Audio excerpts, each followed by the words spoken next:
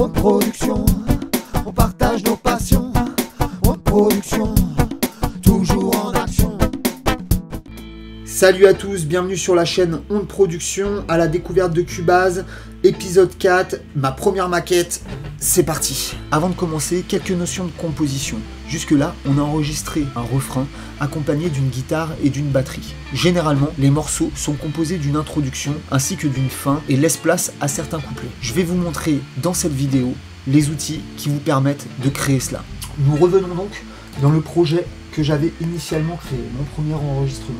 On voit ici les quelques coupes que j'ai fait dans les voix pour pouvoir les recaler. Pour commencer, il s'agit de créer avec les pistes instrumentales des boucles afin de pouvoir les dupliquer et d'avoir un son qui fera la longueur qu'on veut. Une fois les boucles réalisées et la durée du morceau déterminée, on va pouvoir intégrer des copies de nos refrains afin de les positionner dans notre morceau. Avant de faire les boucles, je vais commencer par dupliquer les différentes pistes que j'avais créées au préalable afin de préserver mes premiers enregistrements. Il s'agit d'une précaution qui me permet, au cas où je fasse des fausses manips par la suite, de garder mon idée d'origine. Pour ce faire, je vais cliquer sur la voix que je souhaite dupliquer. Je fais un clic droit, un menu déroulant s'affiche. Je clique sur dupliquer piste. On voit qu'une deuxième piste identique se crée à la première. Je vais répéter l'opération pour l'ensemble des pistes.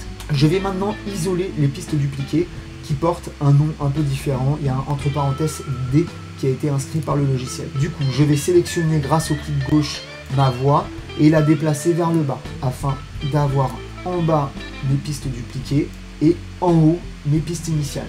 Je vais muter mes pistes initiales afin de ne pas les entendre en double. Et je n'utiliserai que ces 4 pistes afin de travailler mes boucles. Ensuite, je vais retirer les faders qui ont été utilisés afin d'avoir un son brut. L'étape suivante est certainement la plus délicate. Nous allons essayer de caler notre morceau avec le tempo.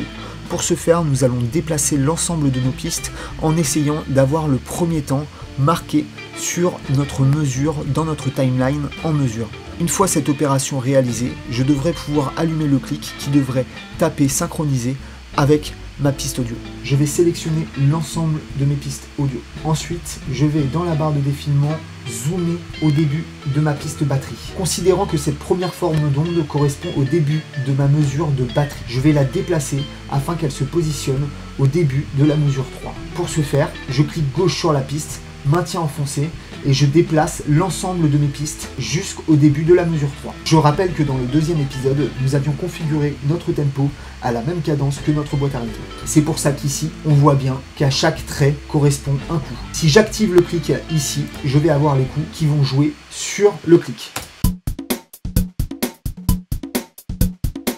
Ok, ça fonctionne. Ce qu'on peut observer pendant la lecture, c'est que notre logiciel suit la barre de défilement. On a bien vu que la batterie était très bien calée avec le clic, mais désormais apparaissent que certaines touches de guitare ne sont pas forcément calées avec le clic, ou pas forcément juste parce que mal jouées. Il s'agira pour la guitare de sélectionner les meilleurs coups et éventuellement de pouvoir les déplacer comme on avait déplacé dans l'épisode précédent nos refrains pour les caler les uns avec les autres. Lorsqu'on zoome sur la piste, on peut effectivement voir que certains coups de guitare ne sont pas alignés avec les coups de batterie et qu'il faudra éventuellement les déplacer indépendamment pour pouvoir être calés au tempo. Avant ça, on va commencer par réaliser une boucle plus simple à réaliser sur la batterie. Pour ce faire, on va utiliser l'outil de calage que j'ai présenté dans le précédent épisode. Je suis retourné au début de mon projet. Je mets en solo ma batterie. Ici, je vais zoomer au début et repérer combien de mesures fera la boucle que je souhaite réaliser. Avant ça, je désactive le clic.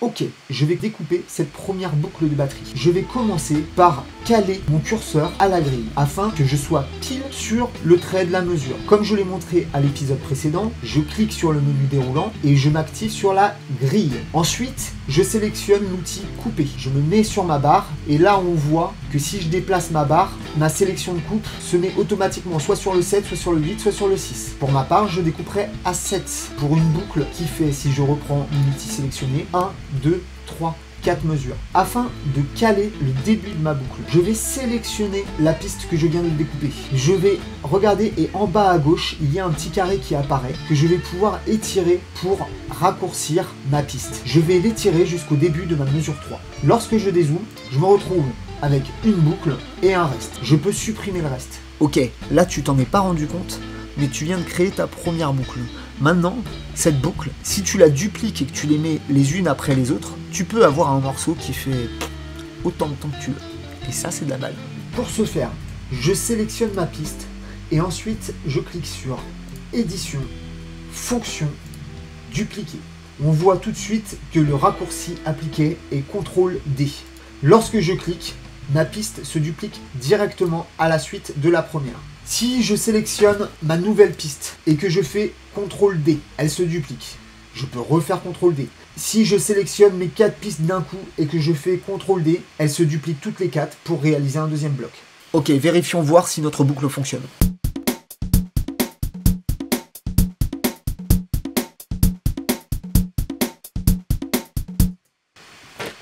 Ya bon. Ok, on vient de faire notre première boucle avec une batterie et on vient de la dupliquer sur quelques mesures, on verra plus tard ce qu'on garde. Maintenant, opération un petit peu plus fastidieuse, on réalise la même chose pour la guitare, sauf que cette fois-ci, il s'agit d'un instrument qui a été joué par moi-même et donc qui n'est pas tout à fait parfait. On va voir comment on s'en sort. Pour commencer, on va enlever le solo sur notre rythme de batterie et le mettre sur notre piste guitare. Je vais zoomer et agrandir ma piste guitare en me calant sur le petit trait en dessous la voix. Mon curseur se met en double trait avec double flèche et là je descends vers le bas pour pouvoir mieux visualiser en hauteur, mais seulement cette voix. Pour créer ma boucle guitare, de la même manière, je vais activer mon bouton de calage. Ensuite, je vais utiliser mon bouton couper, le déplacer jusqu'à la mesure 11, puisqu'ici on voit que notre boucle du dessus se découpe à cet endroit. Ensuite, je vais découper à la mesure 7. Je vais réutiliser mon outil sélectionné et je vais supprimer la partie avant, la partie après. Là, tu penses que tu vas pouvoir dupliquer ça simplement. Sauf qu'on a repéré tout à l'heure qu'il y avait des petits défauts de guitare. Et si je duplique ma piste, je duplique les défauts avec.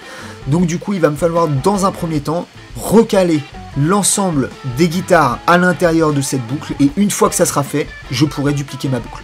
Je vais zoomer pour voir un peu mieux la corrélation avec ma batterie. Et zoomer encore dans ma timeline. On peut voir de manière générale que je joue un petit peu trop en retard. Lorsque je devrais taper à demi-mesure, je suis un petit peu décalé sur la droite. Je vais utiliser un outil qui me permet de déplacer la longueur d'onde dans le bloc sans avoir à déplacer la piste. En maintenant Alt-GR appuyé, je clique gauche, je maintiens appuyé et je déplace ma longueur d'onde, vous le voyez, sans que le bloc n'ait bougé. Pour continuer le travail, je me redéplace aux boucles suivantes qui cette fois-ci sont trop tôt. J'utilise mon outil de découpe. J'ai toujours mon outil de calage désactivé. À partir du moment où j'ai un décalage, je coupe avant. Je prends mon outil sélectionné, j'appuie sur Alt-GR au milieu de ma piste, je clique avec le clic gauche, je déplace, je recale. Je continue sur ma boucle. On voit ici je suis un petit peu à gauche. Si vraiment je veux que ça soit parfait, je le fais à tous les endroits pour que toutes mes guitares soient calées. Ok, voilà l'opération réalisée pour l'ensemble de ma boucle de guitare. Désormais, si j'écoute ma boucle avec le clic, voilà ce que ça donne.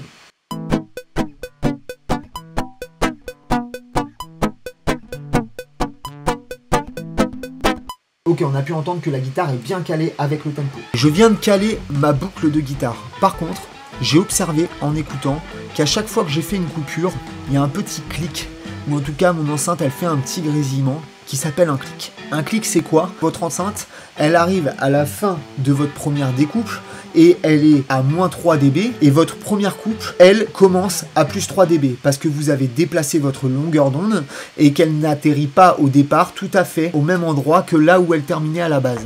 Du coup, pour éviter ce clic, il va vous falloir réaliser un mini fade-in et un mini fade-out au début et à la fin de vos pistes audio.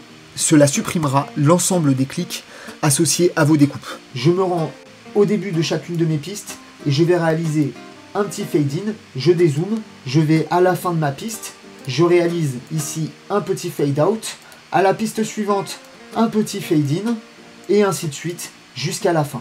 Autre solution pour réaliser ces fade-in et fade-out avec plus de rapidité, vous pouvez soit sélectionner les pistes indépendamment, soit sélectionner un bloc de pistes sur lequel vous n'avez réalisé aucun fondu initialement et cliquez ici sur fondu d'entrée ou fondu de sortie. Vous pouvez assigner à droite 0,10 secondes en fondu d'entrée. On a vu que quelque chose se passait à l'écran ici.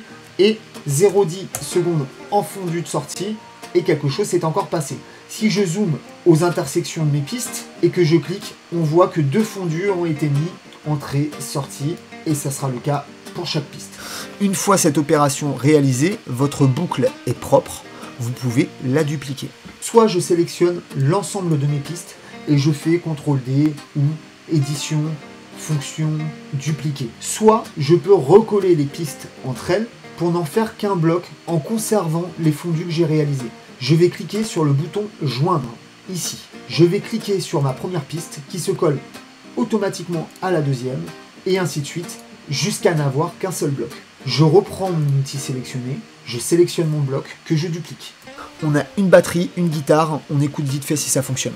J'ai démuté l'ensemble de mes voix ainsi que ma batterie et c'est parti.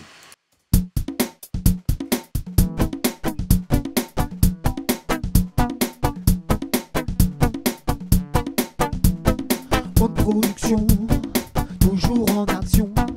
En production, on partage nos passions.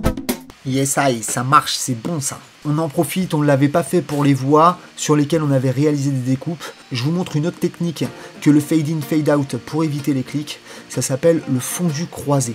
On peut l'activer en sélectionnant 2 ou plusieurs pistes et en cliquant sur X.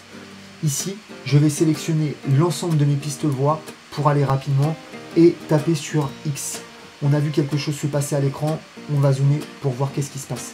Lorsque je sélectionne mes 2 pistes, on peut voir qu'une croix apparaît entre les deux. Ici, la sortie de la première piste, ici, l'entrée de la seconde. C'est bon ça, hein? Ok, avant de constituer une structure à cette maquette en production, je vais déjà vous présenter quelques outils de lecture qui vont vous permettre de travailler par la suite. Il s'agit essentiellement de l'outil de mise en boucle qui se situe ici, en bas de votre écran. Lorsque vous l'activez, on voit ici qu'une zone s'est définie en bleu. Cette zone, elle est encadrée par un premier triangle et un second ici. Ces 2 curseurs d'entrée et de sortie fonctionnent également avec le calage de grille.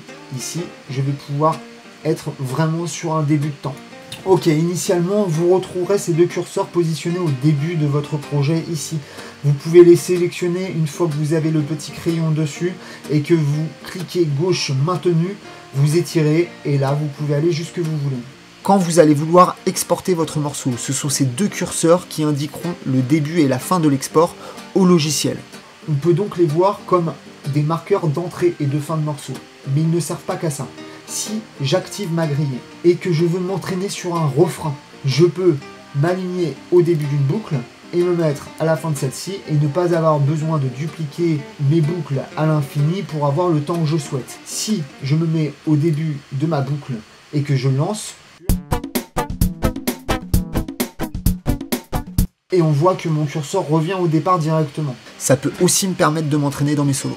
Autre outil de lecture, il s'agit de l'outil de défilement automatique. S'il est activé, le logiciel va suivre votre barre de lecture ici. Il n'est pas activé, ça ne sera pas le cas. Je dézoome sur mon projet, je vais tenter de visualiser son ensemble. Et je vois ici donc que j'ai l'ensemble de mes blocs batterie, guitare qui sont alignés les uns aux autres. Et ici, mon refrain. Mon refrain, lui, fait 2 boucles. Je vais créer un seul bloc afin de pouvoir l'utiliser plus tard, de le copier et le déplacer. Je me place au début, je sélectionne mes 2 pistes. Mon outil de calage est activé. Je prends l'outil de découpe. Je coupe à la mesure 11. Je supprime mes parties. Je sélectionne mes 2 voix.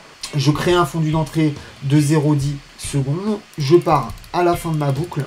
Et je réalise la même opération dans l'autre sens. J'ai mon outil de grille activé, clac, je prends mes 2 pistes, je crée un fondu de sortie pour les deux de 0,10 secondes. Et pour finir, je vais coller 2 mes pistes ensemble. Ok, on a une boucle batterie, une boucle guitare, une boucle refrain. Il ne reste plus qu'à structurer tout ça et on a notre première maquette. Pour peaufiner mon morceau, j'ai mon idée. Je voudrais commencer par juste une boucle batterie et ensuite enchaîner par une seule boucle de refrain a cappella, attaquer par un couplet et finir sur un refrain de 2 boucles comme on l'a initialement enregistré avec une petite fin instru en fade out.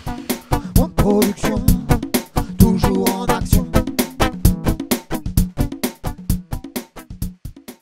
J'ai fini ma première structuration. Vous avez vu que j'ai utilisé tous les outils que je vous ai montrés, sauf un. Effectivement, lorsqu'on a collé des pistes entre elles, pour les décoller, il faut, après avoir sélectionné notre conteneur, cliquer sur Audio, décomposer le conteneur. Vous retrouverez alors vos pistes initiales. Ici, pour ma part, je vais rallonger un petit peu les pistes de base en désactivant mon calage à la grille pour ne pas couper ma voix à l'entrée et accentuer les fades.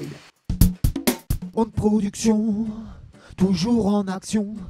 On de production, on partage nos passions. Ok, cet épisode 4, composer ma première maquette sur Cubase, est terminé. Si vous avez des questions, n'hésitez pas à les poser en commentaire. Moi, je vais finir par enregistrer le couplet à la con que j'ai à faire sur cette petite chanson et vous laisser avec. Pensez à vous abonner à la chaîne pour suivre notre contenu. Merci aux personnes qui like, merci aux personnes qui partagent, merci aux tipeurs pour leur soutien financier. Un gros big up à tous. Rendez-vous au prochain épisode sur votre longueur d'onde.